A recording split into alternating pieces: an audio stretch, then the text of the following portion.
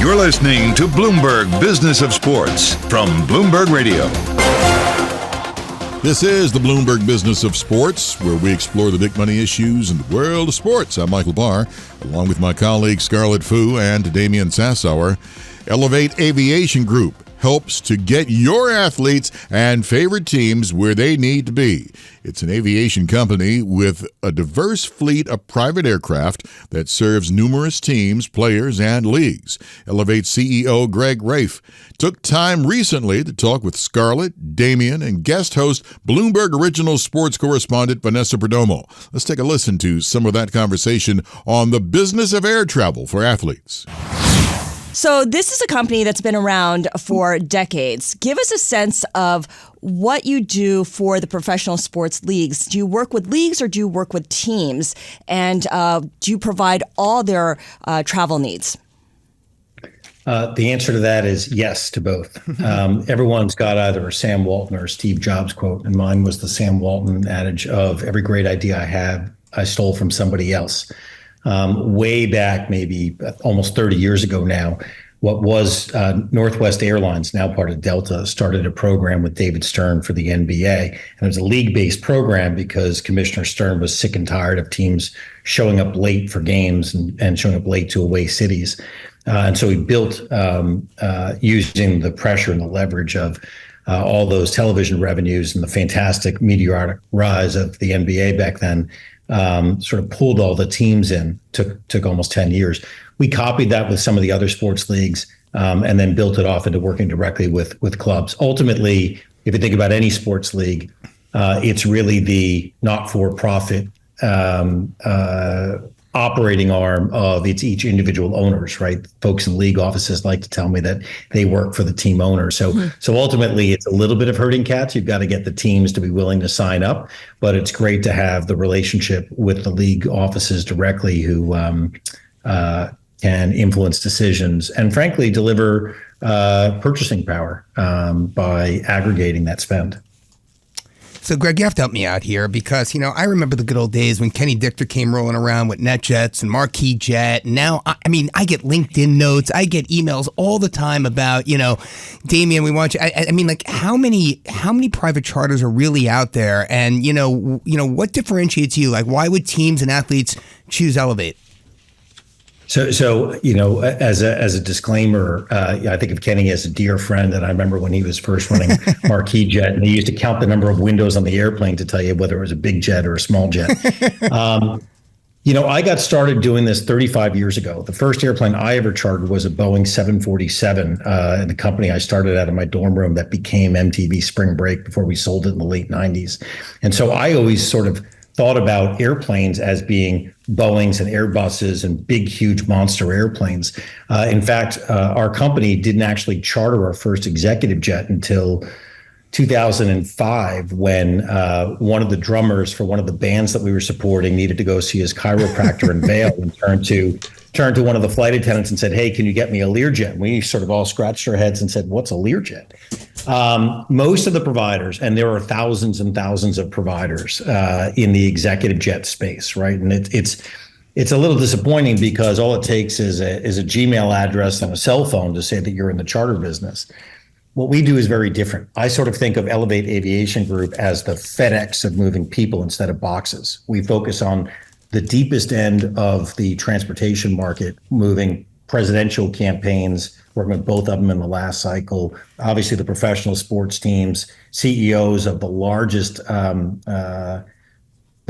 companies in the United States, working with the U.S. government and other groups where what they all share in common is they are using air transportation to commute to work. It's not about champagne. It's not about caviar. It's about taking athletes and taking other professionals to a place, to a meeting, to a game, to a concert, to a speech, and having them arrive rested, stress-free, right, re-energized, refueled, right? And doing that requires a level of expertise, logistics, and hands-on knowledge that far exceeds what you might get in one of these traditional bookthecheapestjet.com app that you can find so easily on the internet. It's funny that you were saying about how it's not about them drinking champagne and things like that, but I have a hard time believing that they don't have a little bubbly when they first board the plane. But one of the things I was just going to admit that whenever one of our pro teams wins a championship, there's a lot of champagne. Among other things, I'm sure. So a few years ago, you were talking about how it's really about getting, people to places without stress and things like that. So can you talk to us a little bit about how different it is and how much of an advantage it is for teams and leagues to fly, charter?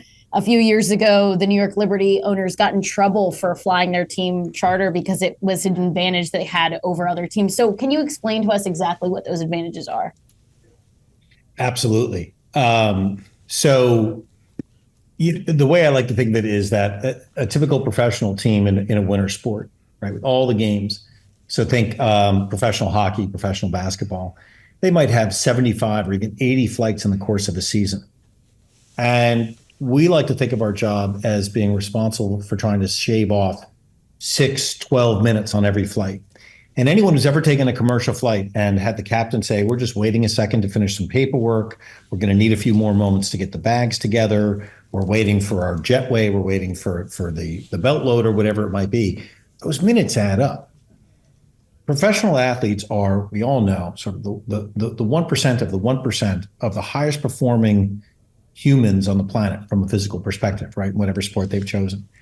And they're all pretty close, right? The difference between winning a championship and not even making the playoffs might be 3 or 4 games. It might be, a basket here or one goal in that game. And so if we can save our teams 10 minutes of flight on every flight between the time that they roll in on the buses and they're on the buses at the arrival city moving out, 10 minutes times 75 flights is 750 minutes.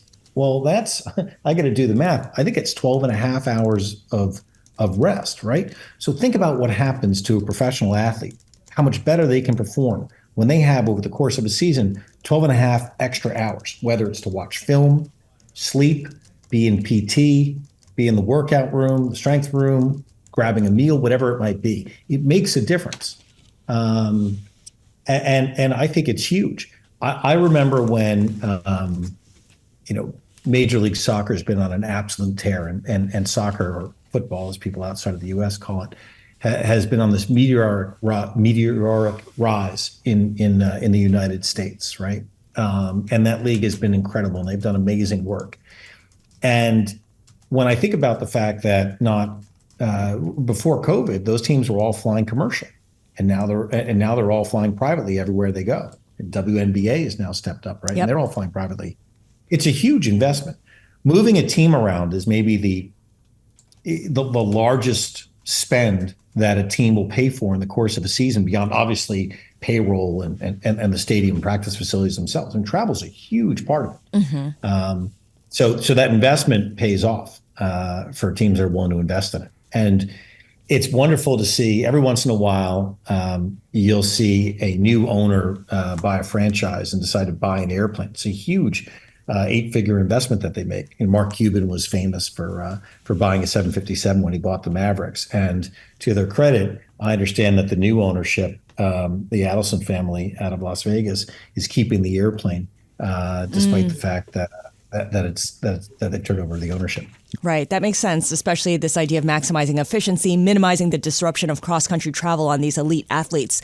I'm curious what the single biggest challenge of transporting professional sports teams is that you only discovered once you were doing it versus when it was part of your pitch. Boy, I've been doing this for so long. It's kind of hard to remember that far back. But I will admit that I did not realize just how cold it gets in places like Calgary, Edmonton, and Winnipeg in the middle of the winter. I mean, if they could start playing professional hockey in the summer instead of in the winter, that would be great as far as I'm concerned. But, I think it's really as sports science and as technology has grown, we all take it for granted at home or even on this call together. But, Wi-Fi is just so important. and having people stay connected because it allows them to be productive on the plane. We have tables, conference tables set up on the airplanes that coaches and general managers will use to negotiate trades, look at roster assignments, watch game film, do the business work of flying. The other piece, I guess, in the sports science part is I'm stunned at exactly how many calories a professional athlete has to consume every day just to keep their weight up and therefore keep their strength up. Including on the travel trips too, right? I mean, while they're in flight. And frankly, it can't be junk food, right? I mean, I guess it can be. There's one player in particular where we have to put a king size Snickers bar on the seat before every flight, and sure enough, on. DK Metcalf.